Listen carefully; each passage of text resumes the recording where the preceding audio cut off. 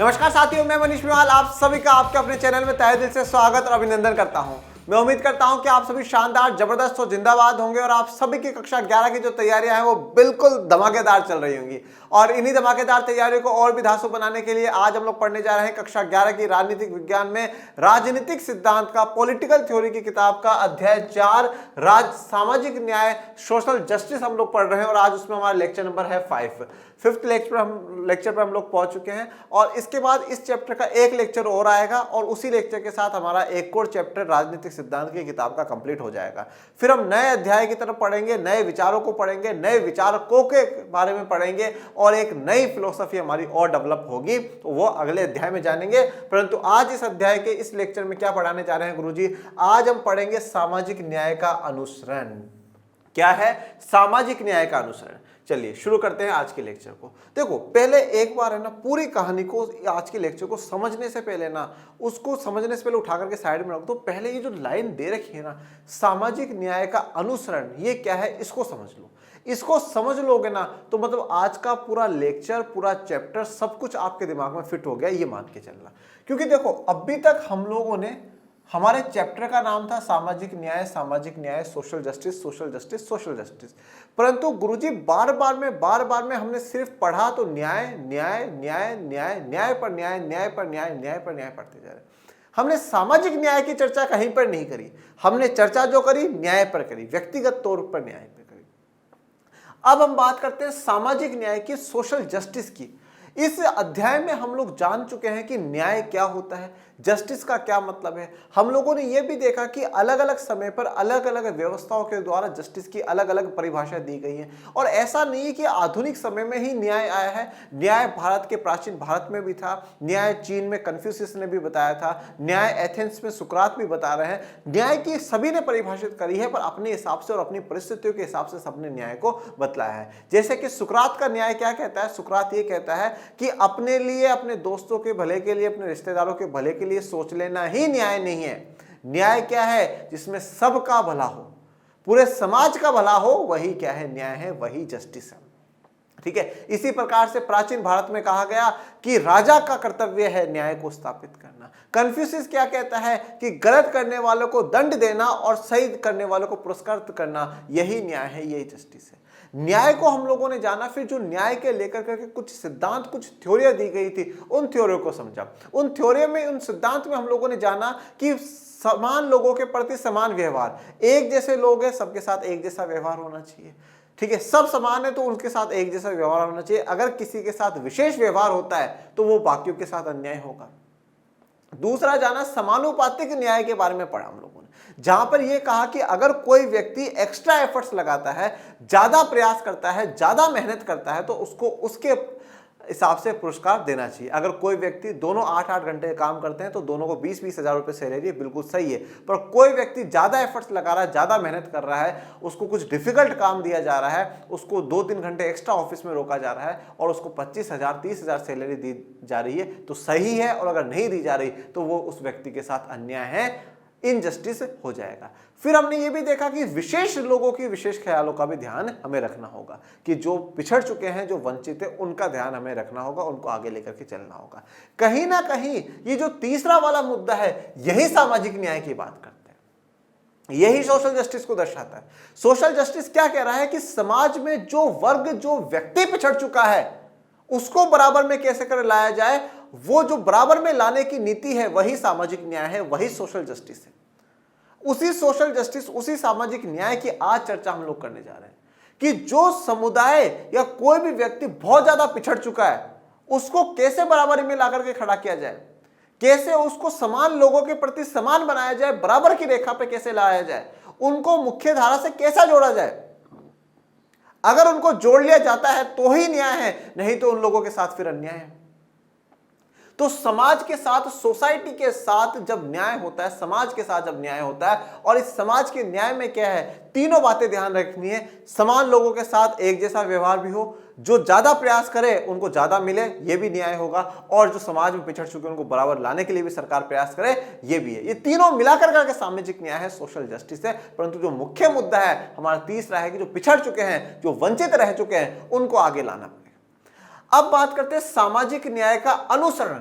अनुसरण का मतलब क्या होता है? अनुसरण का मतलब होता है उस चीज को परस्यू कर लेना, उसको अमल करना, उसको जीवन में लागू करना। एक बात जैसे आज मैं बोलूं कि बच्चों खूब मेहनत करनी चाहिए, खूब मेहनत करनी चाहिए, खूब पढ़ना चाहिए। अब आपने मान तो लिया, हाँ मनीष गुरुजी बहुत अच्छा बोलते हैं सर, बहुत अच्छा बोलते हैं, बहुत बढ़िया बहुत बढ़िया, पर आप उसको मान नहीं रहे हो, अनुसरण नहीं कर रहे हो। आप जैसा बोल रहा हूं भाई, मैंने कहा कि बच्चों कम से कम 11 तो आप 2 घंटे पढ़ो, आप नहीं पढ़ रहे हो।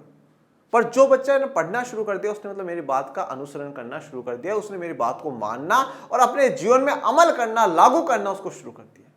तो हमें आज के लेक्चर में पढ़ना है कि जो सामाजिक न्याय है इसका अनुसरण करें, हम उसको परस्यू करें, मतलब सच में सोसाइटी में हम न्याय स्थापित करें। और इस सोसाइटी में न्याय का 3 बातों को ध्यान रखना है। समान लोगों के साथ एक जैसा व्यवहार, हम कहीं पर उन पे से भेदभाव ना करें, जो लोग ज्यादा मेहनत करें उनको ज्यादा पुरस्कृत करें, और जो पिछड़ चुके हैं, वंचित रह चुके हैं, उनके प्रति थोड़ा सा विशेष व्यवहार हमारा होना चाहिए। ये तीनों ही बातें करती। तो इस सामाजिक न्याय का, सोशल जस्टिस का हमें अनुसरण करना है। अब इस सोशल जस्टिस का अनुसरण कैसे हो सकता है, क्या बातें हैं क्या नहीं है, ये सब हम जानेंगे।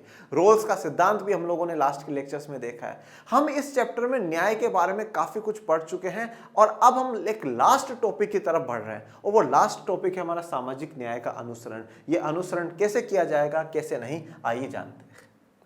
यदि किसी समाज में बेहिसाब धन दौलत और इनके स्वामित्व के साथ जुड़ी सत्ता का उपभोग करने वालों तथा बहिष्कृत और वंचितों के बीच गहरा एवं स्थायी विभाजन मौजूद है, तो हम कहेंगे कि वहां सामाजिक न्याय का अभाव है। अब बड़े ध्यान से सुनना, किसी के पास बेहिसाब धन दौलत है, मतलब कोई व्यक्ति बहुत अमीर है, खूब पैसा उसके पास है।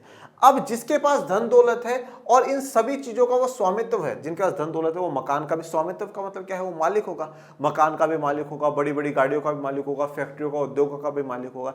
और जिसके पास इतना धन दौलत है तो जरूर कहीं ना कहीं वो सत्ता का भी उपभोग कर रहा होगा, उसके पास पावर भी होगी ही होगी। याद करिएगा कार्ल मार्क्स के विचार जो मैंने आपको पढ़ाए थे पिछले अध्यायों में। कार्ल मार्क्स ने क्या कहा था? कार्ल मार्क्स ने कहा था अमीर गरीब सिर्फ अमीर गरीब नहीं है, अमीर जो है वो सत्ता में भी इन्वॉल्व है, वो पावर में भी इन्वॉल्व है। जो अमीर व्यक्ति होता है वो सरकार के निर्णयों को प्रभावित करता है कि भैया सरकार जो कर रही है वो मेरे हिसाब से काम करे, वो जनता के हिसाब से काम ना करे, वो किसके हिसाब से काम करे, मेरे हिसाब से काम करे।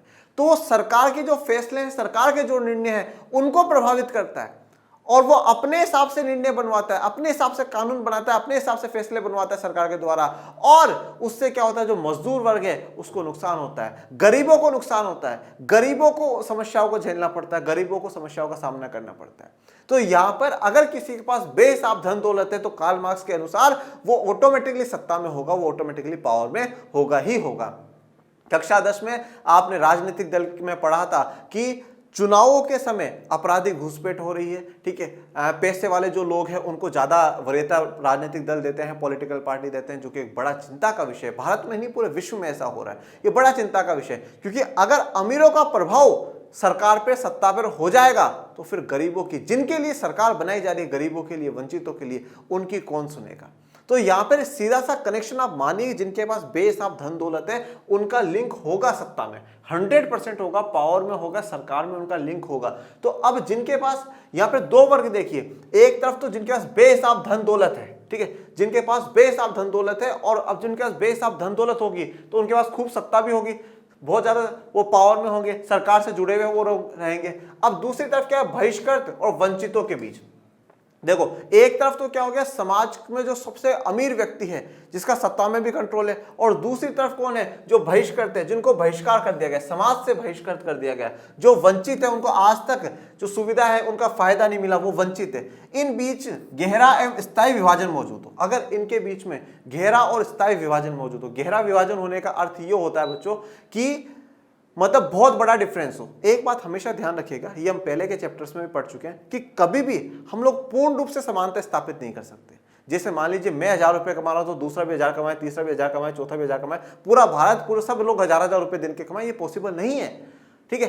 तो फिर हमें खत्म क्या करना है, ये जो बहुत बड़ा डिफरेंस है कि किसी के पास तो महीने के 1 लाख रुपए और किसी के पास बेचारे के पास 2 रोटी तक का पैसा नहीं है। ये जो बहुत बड़ा डिफरेंस है ना, ये बड़ा डिफरेंस हम लोगों को खत्म करना है। हम हमेशा पूर्ण रूप से समानता स्थापित नहीं कर सकते। अब ऐसा मत सोचिएगा मनीष सर तो 2 बातें कर रहे हैं, एक तरफ तो कह रहे हैं समानता करनी चाहिए और एक तरफ कह रहे हैं पूर्ण समानता नहीं होगी। पूर्ण समानता आर्थिक रूप से कभी नहीं आ सकती बेटा। आप अगर दिन के 1000 कमाओगे तो कोई दिन के 1200 भी कमा रहा है, कोई 1500 भी कमा रहा है। पर मेन बात यह है कि जो न्यूनतम सुविधाएं होती हैं, रोटी कपड़ा मकान शिक्षा स्वास्थ्य, एटलीस्ट वो तो मिलती रहे सबको। इतना डिफरेंस नहीं आ जाए कि किसी के पास तो बहुत ज्यादा और किसी के पास बिल्कुल भी वो सुविधा जितना भी पैसा ना हो। तो अगर ये संबंध गहरा है, मतलब बहुत ज्यादा बड़ा डिफरेंस है दोनों, और स्थायी है, मतलब मैं अमीर हूं तो मेरा बेटा भी अमीर नहीं रहा, उसका बेटा भी अमीर रहा, उसका बेटा भी अमीर रहा, मैं गरीब हूं तो मेरा बेटा उसका बेटा वो गरीब रहा, स्थायी चलता आ रहा है, ऐसा है तो हम कहेंगे कि वहां सामाजिक न्याय का अभाव है, मतलब सोशल जस्टिस की कमी है, वहां पर सोशल जस्टिस नहीं है। तो बात बड़े इस एक एक पॉइंट को, एक एक फिलोसफी को बड़े अच्छे से समझेगा।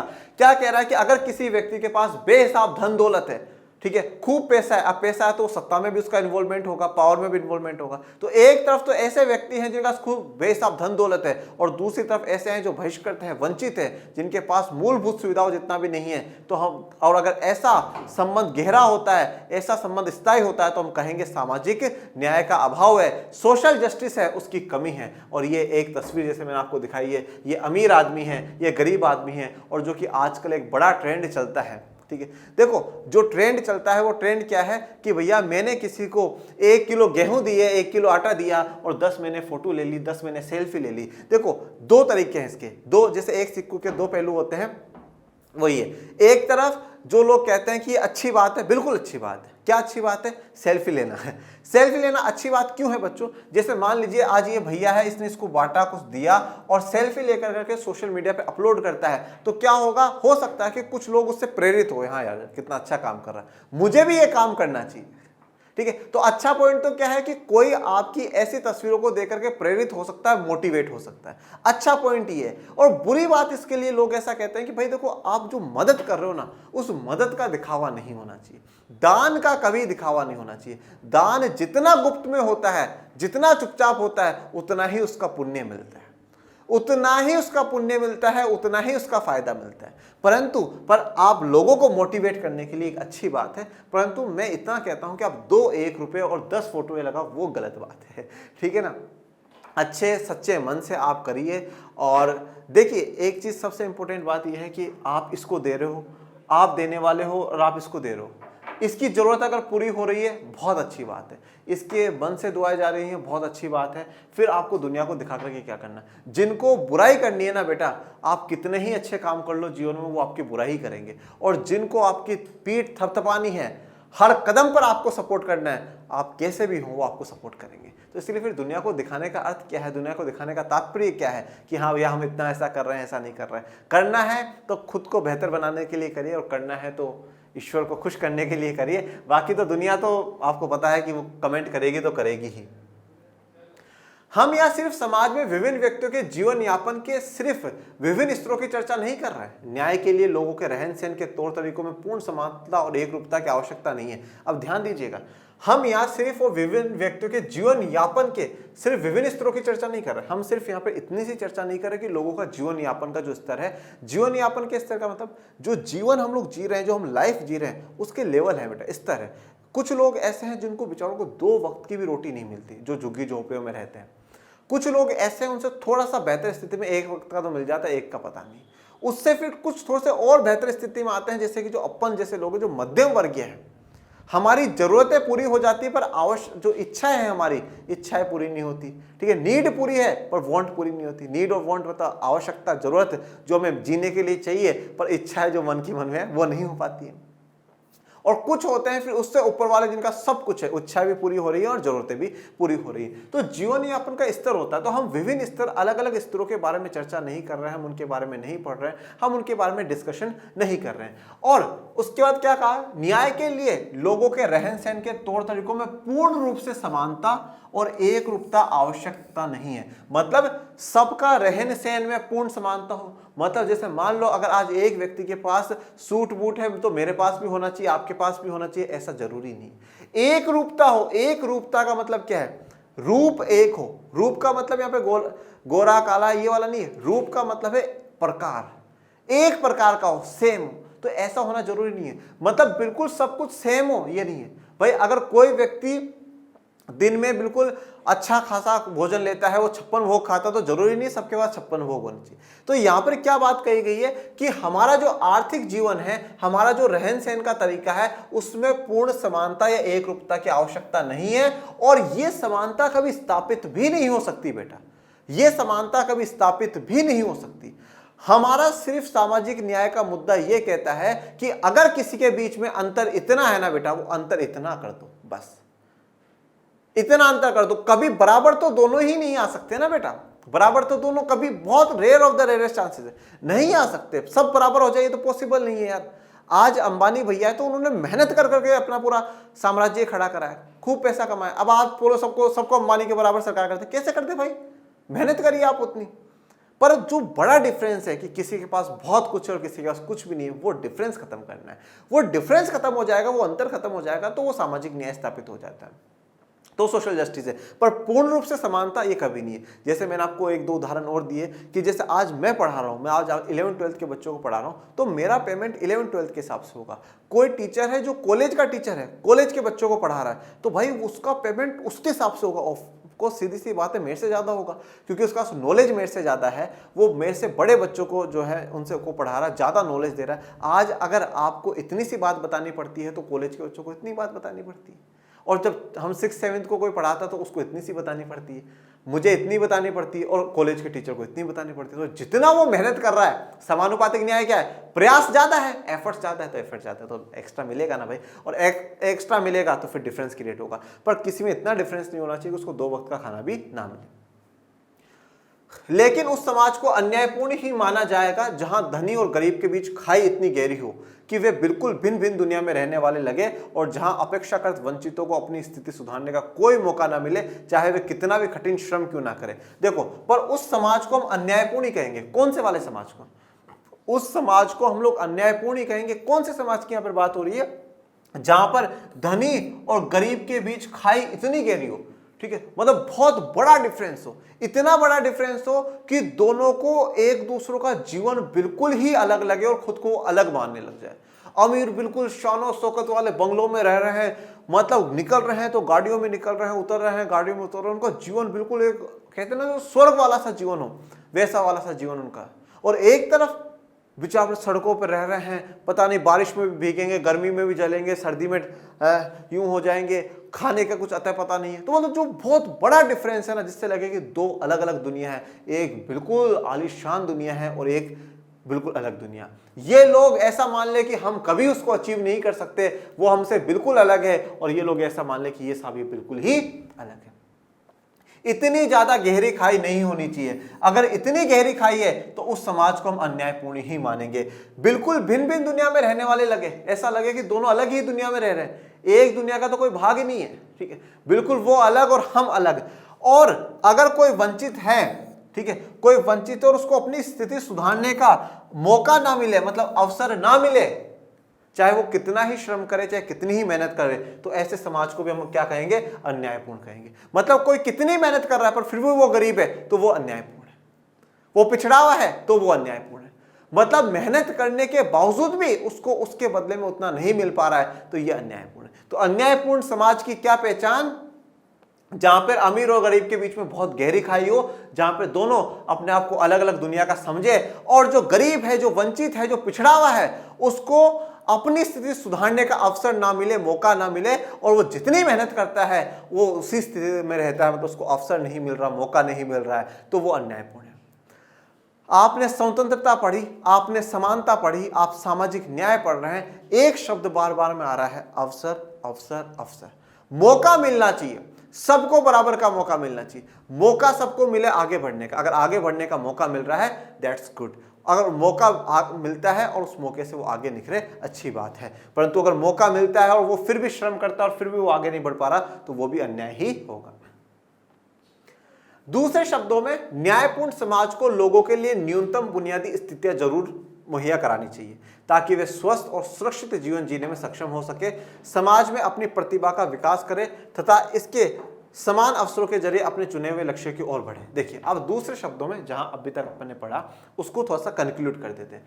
न्यायपूर्ण समाज को लोगों की न्यूनतम जो बुनियादी स्थिति है उसको जरूर मुहैया करानी चाहिए। न्यूनतम बुनियादी स्थिति मतलब जो कम से कम जो बेसिक स्थिति है उसको तो सबको मिलनी ही मिलनी चाहिए। पर अब यहां पर सवाल उठता है कि ये न्यूनतम बुनियादी स्थितियां हैं तो है क्या।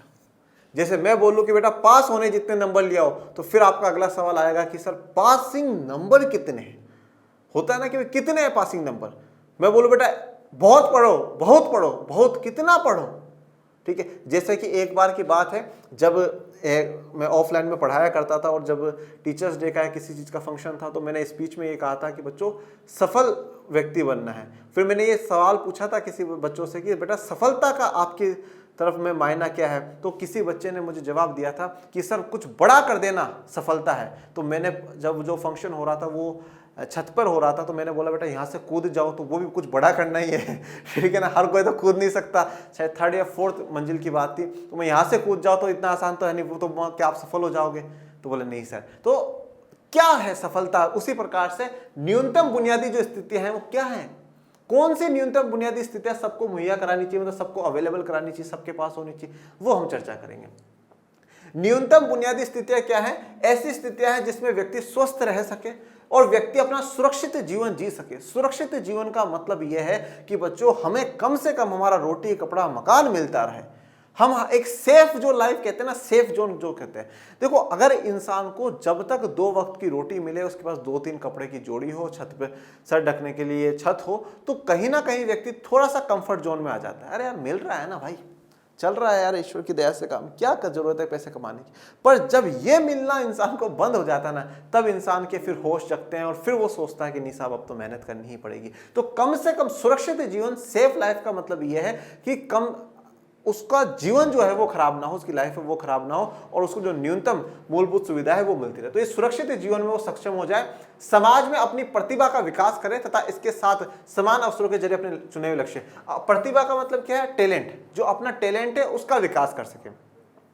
अपने टैलेंट का विकास कैसे कर पाएगा? जब उसको अवसर मिलेगा, मौका मिलेगा। जैसे मान लीजिए आज किसी व्यक्ति के पास टैलेंट है पर उसको मौका नहीं दिया जा रहा, उसको अवसर नहीं दिया जा रहा है, ठीक है। आज मान लीजिए कोई बच्चा ये बोले कि सर मुझे एक बार मौका दीजिए टेस्ट देने का, मैं बिल्कुल पूरे में से पूरे ला करके दिखाता हूँ, और मैं उसको अवसर नहीं दूं, नहीं तू बैठ जा, तुझे नहीं देना, तू बैठ, तो वो अपना टैलेंट कैसे दिखा पाएगा? तो टैलेंट दिखाने के लिए भी जरूरी क्या है कि उसको अवसर मिले, और अवसर सबको बराबर दिए जाए जिससे कि जो भी उनका लक्ष्य है जीवन का, उस लक्ष्य को हासिल कर सके। तो दूसरे शब्दों में यही बात कहेगी, न्यायपूर्ण समाज में क्या हो, सबको न्यूनतम सुविधाएं मिले। न्यूनतम सुविधा क्या होती है उनको भी और चर्चा करेंगे, और उसके साथ वो अपना सुरक्षित जीवन जी करके अपने प्रतिभा का विकास कर पाए, अपने टैलेंट जो अपना ज्ञान है, अपना टैलेंट है वो दिखा सके, उसका विकास कर सके। और वो कैसे कर पाएगा? जब उसको समान अवसर मिलेंगे और अपने लक्ष्य को वो प्राप्त कर पाएगा।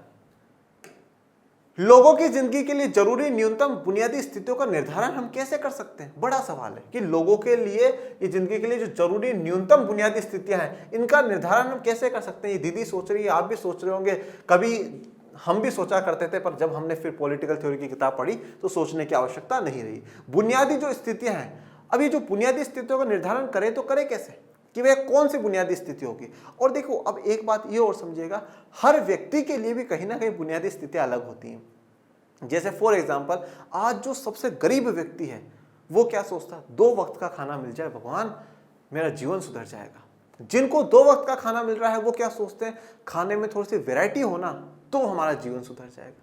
जिनके और बेहतर है, हम सब अपनी न्यूनतम जो सुविधा है उनके हिसाब से, परंतु हम एक के हिसाब से तो नहीं चल सकते। हम चलते हैं देश के हिसाब से कि भैया जो न्यूनतम सुविधा है, न्यूनतम जो फैसिलिटीज है वो होनी चाहिए। अब देश में भी बेटा देखो अलग अलग है। अगर आपने अर्थशास्त्र में निर्धनता का चैप्टर पढ़ा है कक्षा 11 में, तो वहां पर देखिए अलग अलग है। आज भारत में अगर हर व्यक्ति को रोटी कपड़ा मकान मिल रहा है, शिक्षा स्वास्थ्य मिल रही है, तो वो गरीब नहीं है। परंतु आप अमेरिका में बात करो, अमेरिका में जिसका गाड़ी नहीं है वो गरीब है, जिसका 4 व्हीलर नहीं है वो गरीब है, क्योंकि वहां पे 4 व्हीलर होना बड़ी आसान बात है, कोई बड़ी बात नहीं। हमारे यहाँ पे 4 व्हीलर लिया है तो भाई साहब 4-5 तो पड़ोसी रहे, कहाँ से आ रहा है इतना पैसा, कहाँ ला रहा है इतना पैसा। पर अमेरिका में ऐसी बात नहीं है, अमेरिका में गाड़ी खरीदना नॉर्मल बात है। तो ये सब एक कंट्री के हिसाब से भी अलग अलग होता है, परंतु पूरे दुनिया का अगर हम एक बेसिक बात करें और कि भाई ये न्यूनतम है, कम से कम ये मिलना चाहिए। देखिए न्यूनतम कम से कम का मतलब ये होता है हमारे जीवन में कि हमारा जीवन यापन होता रहना चाहिए, हमारा जीवन सुरक्षित रहे, हमारा जीवन सेफ रहना चाहिए।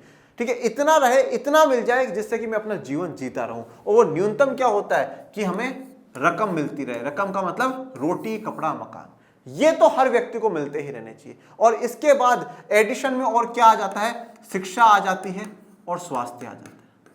ये 5 चीजें तो हर व्यक्ति को मिलनी चाहिए। यही न्यूनतम है, यही मिनिमम है, क्योंकि इन्हीं की बदौलत वो व्यक्ति जी सकता है, अपने जीवन को जारी रख सकता है, अपना टैलेंट, अपना विकास कर सकता है और अवसरों को बराबर भागीदारी में ले सकता है। तो ये 5 चीजें कहीं ना कहीं हमारी नजर में न्यूनतम है, ये मिलनी चाहिए। अगर ये मिलती है तो बहुत अच्छी बात है, ये जरूरी है, उसके बाद फिर आगे की आगे बात है। पर इंसान ये सोचे ये भी मिल जाए, ये भी मिल जाए, ये भी मिल जाए, तो भाई ये आपकी इच्छाएं और इच्छाएं कभी खत्म नहीं होती। हमारी सोच, फिर कहता हूं संत कबीर वाली होनी चाहिए कि साईं इतना दीजिए जामे कुटुंब समाए, मैं भूखा ना रहूं साधु भूखा ना जाए। तो इतना मिल जाए कि मेरा भी पेट भरता रहे, मेरा परिवार का बढ़ता रहे, और कोई अतिथि मेहमान आता है तो वो खाली ना जाए। तो इतनी स्थिति इंसान की पहुंच जाए कि उसके पास खाने पीने के लिए हो, बच्चों को शिक्षा और खुद के स्वास्थ्य का ध्यान रख सके। और आगे देखते हैं, विभिन्न सरकारों और विश्व स्वास्थ्य संगठन जैसे अंतर्राष्ट्रीय संगठनों ने लोगों की बुनियादी आवश्यकताओं की गणना के लिए विभिन्न तरीके इजाद किए हैं। अब देखो विभिन्न सरकारों का मतलब क्या है, अलग अलग देश की जो अलग अलग सरकारें हैं उन्होंने, और अंतर्राष्ट्रीय संगठन जैसे कि विश्व स्वास्थ्य संगठन WHO, वर्ल्ड हेल्थ ऑर्गेनाइजेशन ने लोगों की बुनियादी आवश्यकताओं की गणना के लिए अलग अलग तरीके क्या करे हैं, इजाद करे हैं। और अलग अलग तरीकों से वो देखते हैं कि लोगों की जो न्यूनतम आवश्यकता है वो क्या है। जैसे कि मैं आपको एक उदाहरण के तौर पे बताता हूँ, विश्व बैंक है ना, विश्व बैंक किसी भी देश को जो विकसित मानता है या विकासशील मानता है, वो किस आधार पर मानता है, वो आय के आधार पर मानता है कि वहाँ के लोगों की जो प्रति व्यक्ति आय है वो कितनी है। अगर किसी भी देश की प्रति व्यक्ति आय बहुत ज़्यादा है, एक सेट कर रखा है, अगर वो ज़्यादा है तो मतलब वो समृद्ध देश है, अच्छे देश है, कम है तो वो निम्न आय वाले देश है, और नहीं तो वो मध्यम आय वाले देश है, इस प्रकार से।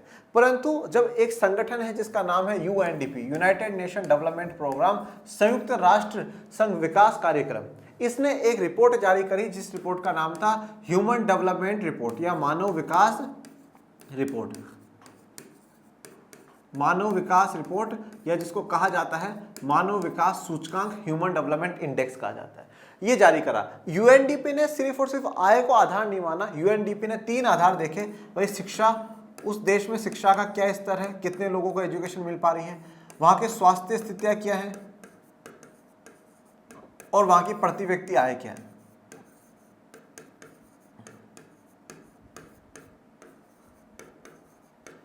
विश्व बैंक सिर्फ और सिर्फ प्रति व्यक्ति आय को फोकस कर रहा था, परंतु मानव विकास रिपोर्ट जो UNDP जारी करता है उसने शिक्षा और स्वास्थ्य दोनों पे फोकस करा है। तो इस प्रकार से क्या है कि हर अलग अलग संगठन अलग अलग तरीकों से देखता है। तो यहाँ पर विश्व स्वास्थ्य संगठन, विभिन्न सरकारों ने बुनियादी आवश्यकताओं की जो गणना करने के लिए अलग अलग तरीके देखे, लेकिन सामान्यतः इस पर सहमति है कि स्वस्थ रहने के लिए आवश्यक पोषक तत्वों की बुनियादी मात्रा, आवास, शुद्ध पेयजल की आपूर्ति, शिक्षा और न्यूनतम मजदूरी इन बुनियादी स्थितियों के महत्वपूर्ण हिस्से होंगे। परंतु अगर आप किसी भी देश का, किसी भी संगठनों का उठा करके देख ले और एक कंक्लूजन, एक निष्कर्ष अगर आप निकाले, जो बेसिक जो ओवरव्यू आता है कि सब मेन बातें हैं, वो मेन बातों में क्या बोला है, आवश्यक पोषक तत्वों की बुनियादी मात्रा। जो पोषक तत्व है मतलब आपको खाना, रोटी, जो पोषक तत्व है, जो पोषक तत्व आपके शरीर के लिए जरूरी होते हैं वो आपको मिलने ही चाहिए। जैसे कि भारत में क्या कह रखा है कि ग्रामीण क्षेत्र में, रूरल एरिया में रहने वाले हर व्यक्ति को 2400 कैलोरी खाना मिलना चाहिए एक दिन का प्रति व्यक्ति को, और जो शहरी क्षेत्र में रहता है, अर्बन एरिया में रहता है, उसको 2100 कैलोरी, 2100 कैलोरी मिलना चाहिए प्रतिदिन का। तो एक पोषक तत्व जो है वो उसको व्यक्ति को मिलना चाहिए, इतनी मात्रा में उसको खाना मिलना चाहिए। हम सीधी भाषा में, हमारी आम भाषा में कहें तो कम से कम 2 वक्त की रोटी उसको पेट भर करके मिलनी चाहिए। मैं कुछ सरकारों की इस मामले में तारीफ करता हूं। काफी सरकारों ने 1 रुपए में गरीबों को खाना खिलाना, 5 रुपए में, 8 रुपए में खाना खिलाने वाली ये जो योजना चलाई, बहुत बेहतर योजना है। कम से कम गरीब के पेट में जो खाना है वो जा रहा है, अच्छी बात है। इसके अलावा हर व्यक्ति को आवास मिलना चाहिए। तो हम क्या कहते हैं, रोटी कपड़ा मकान, तो आवास क्या है, मकान है। तो जैसे कि हम देखते हैं कि हमारे देश में प्रधानमंत्री आवासीय योजना चलती है, मुख्यमंत्री आवासीय योजनाएं चलती हैं, गरीबों को आवास बांटे जाते हैं, मकान जो है गरीबों को दिए जाते हैं। जैसे कि आप देख सकते हैं जो नायक मूवी थी जिसमें अनिल कपूर जी एक दिन के लिए मुख्यमंत्री बनते हैं और वो जब उन इलाकों में जाते हैं जहां पर सरकार ने गरीबों को मकान बना करके दिए थे, परंतु वहां पे गरीबों ने किसी दूसरों को किराए पर रहने के लिए दे दिया, उनको निकाला गया, गरीबों को वहां पर शिफ्ट करा गया। तो सरकार मकान देने का भी काम करती है। तो क्या मिलना चाहिए, रोटी मिलना चाहिए, मकान मिलना चाहिए, शुद्ध पेयजल की आपूर्ति होनी चाहिए। आपूर्ति का मतलब सप्लाई, हर व्यक्ति को शुद्ध पेयजल मिलना चाहिए, साफ पीने का पानी मिलना चाहिए। और मैं आपको बता दूं कि साफ पानी आप तक पहुंचना ये भारत का आर्टिकल 21 भी सरकार की जिम्मेदारी के तहत आता है। जीवन जीने के अधिकार में है कि आप लोगों को साफ पानी मिले, ये सरकार की जिम्मेदारी है हमारे देश में। शिक्षा, एजुकेशन मिलनी चाहिए और न्यूनतम मजदूरी, और एक मजदूरी का जो लिमिट है वो सेट होनी चाहिए कि कम से कम इतनी तो मिलनी चाहिए, ठीक है, क्योंकि इन सबसे ही वो ये सारी चीजें कर पाएगा, अच्छा खाना खरीद पाएगा, मकान हो पाएगा, अच्छी पानी की सुविधा, शिक्षा, ये सब कुछ हो पाएगी। तो ये 5 जो चीजें हैं ना, इन 5-6 चीजों को क्या माना गया है कि न्यूनतम सुविधा माना गया है कि ये तो हर व्यक्ति को मिलनी चाहिए। हर देश की सरकारों ने, हर अंतर्राष्ट्रीय संगठनों ने इसको स्वीकार करा है। लोगों की बुनियादी जरूरतों की पूर्ति लोकतांत्रिक सरकार की जिम्मेदारी समझी जाती है। अब देखो, ये यहां तक हमारी ये बात क्लियर हो गई कि भैया समाज में जो असमानता है उसको खत्म करना है, पूरी रूप से नहीं कर सकते परंतु उसको कम से कम करना है। अब उसके लिए न्यूनतम जो सुविधा है वो तय करनी है, वो हम लोगों ने तय कर ली कि भाई रोटी होनी चाहिए, मकान होना चाहिए, साफ पानी होना चाहिए, शिक्षा होनी चाहिए, न्यूनतम जो मजदूरी है वो होना चाहिए, स्वास्थ्य सुविधा भी मिलनी चाहिए, ये सब कुछ होना चाहिए। अब इनको देगा कौन, कौन प्रोवाइड कराएगा, तो बोले लोकतांत्रिक जो देश है वहां पर किसकी जिम्मेदारी है, सरकार की जिम्मेदारी।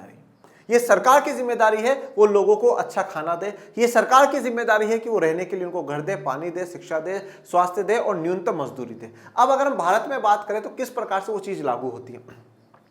खाने की बात करें तो सरकार जो गरीब लोग हैं उनको राशन बांटती है, राशन की दुकानों के माध्यम से, जो उसको पीडीएस कहा जाता है, पब्लिक डिस्ट्रीब्यूशन सिस्टम, सार्वजनिक वितरण प्रणाली के तहत राशन की दुकानें सरकार ने खोली और राशन गरीबों को कम से कम रेट पर बांटा गया और कोरोना के समय में सरकार ने उसको मुफ्त में लोगों के पास बांटा। तो खाने की सरकार सुविधा दे रही है। आवासीय योजना का मैंने आपको उदाहरण दिया है, पानी सरकार पहुंचाने की, हर घर नल लगाने की जो योजना अभी सरकार की चली रही है। उसके अलावा शिक्षा के लिए सरकारी स्कूल खोल रखे हैं, गरीबों को ज़्यादा शिक्षा तक पहुंचाने का काम किया जा रहा है। न्यूनतम मजदूरी के लिए भी कि कम से कम इतनी मजदूरी के लिए हमारे देश में कानून है कि भैया इससे कम मजदूरी किसी भी मजदूर को या किसी व्यक्ति को नहीं देनी है, ये हमारे नॉर्म से कानून है हमारे देश के। तो इसमें हमारी लोकतांत्रिक सरकारें काम कर रही है और हर देश में जो लोकतांत्रिक सरकार की जिम्मेदारी होती है कि वो लोगों को ये सुविधाएं दें।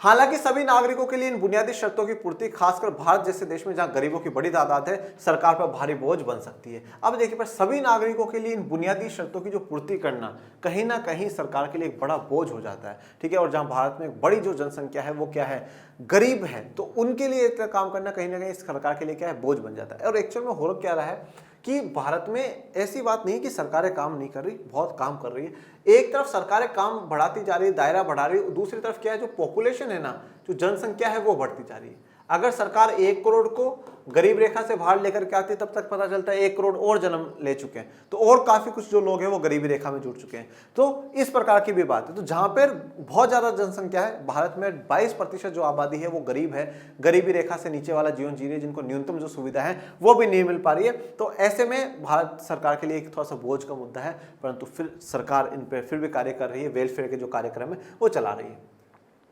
अगर हम सब इस बात पर सहमत भी हो जाए कि राज्यों को समाज के सबसे वंचित सदस्यों की मदद करनी चाहिए जिससे वे बाकियों के साथ एक हद तक समानता का आनंद ले सके, तब भी इस बात पर असहमति हो सकती है कि इस लक्ष्य को पाने का सर्वोत्तम तरीका क्या होगा। देखो, अब एक बात यहाँ पे ध्यान दीजिए कि जब हम ये कह रहे हैं कि सरकार न्यूनतम सुविधाएं प्रोवाइड कराए, और ये जो कराएगी सरकार प्रोवाइड कराएगी, परंतु किसको का जो शब्द का आंसर आता है ये आता है कि जो सबसे वंचित हो, सबसे पिछड़ा हुआ हो, उसको सरकारी चीज सप्लाई कराए। जो सबसे पिछड़ा हुआ है, सबसे गरीब है, मतलब समाज के अंतिम पायदान पे जो व्यक्ति खड़ा है उस तक सरकार पहुंच जाए, उसको आगे तक लेकर के आना शुरू हो जाए, ये काम होना चाहिए। परंतु इसके बावजूद भी हमें ये नहीं समझ में आया कि सर्वोत्तम तरीका कौन सा होगा, कि जो हमारा लक्ष्य है, हमारा जो टारगेट है, उसको पाने का जो सर्वोत्तम तरीका होगा, बेस्ट तरीका है, वो क्या होगा। आजकल हमारे समाज में और दुनिया के अन्य हिस्सों में भी ये बहस चल रही है कि क्या मुक्त बाजार के जरिए खुली प्रतियोगिता को बढ़ावा देना समाज के ये सुविधा प्राप्त सदस्यों को नुकसान पहुंचाए बगैर सुविधाहीनों की मदद करने का सर्वोत्तम तरीका होगा, या कि गरीबों को न्यूनतम बुनियादी सुविधा मुहैया कराने की जिम्मेदारी सरकार को लेनी चाहिए। अब देखिए, अब एक डिबेट चल रही है, इंडिया में भी चलती है और बाहर के देशों में भी चलती है। मुक्त बाजार के जरिए, फ्री मार्केट के जरिए, मतलब मार्केट को हम लोग बिल्कुल फ्री छोड़ दें, जिसको जो उत्पादन करना हो वो उत्पादन कर रहे, जिसको जिस चीज की जरूरत हो वो उस चीज की डिमांड करे और उसी अनुसार उसकी सप्लाई चलती जाए। ये मुक्त बाजार, फ्री मार्केट, जो कि हम पूंजीवादी व्यवस्था जिसको कहते हैं। इस प्रकार की व्यवस्था के द्वारा सबको समान अवसर दिए जाए, सबके लिए पूरा मार्केट खुला हुआ हो, यह काम सर्वोत्तम तरीका होगा, या सरकार को गरीबों की, वंचितों की सरकार को मदद करनी चाहिए, यह तरीका बेस्ट होगा। हमारे देश में इन भिन्न भिन्न प्रस्तावों का विभिन्न राजनीतिक समूह समर्थन करते हैं। तो कुछ राजनीतिक समूह ऐसे हैं जो ये समर्थन करते हैं कि नहीं, सरकार को ही ज्यादा ध्यान देना चाहिए, कुछ कहते हैं कि नहीं, ओपन मार्केट कर देना चाहिए, उस हिसाब से पूरा व्यवस्था चले।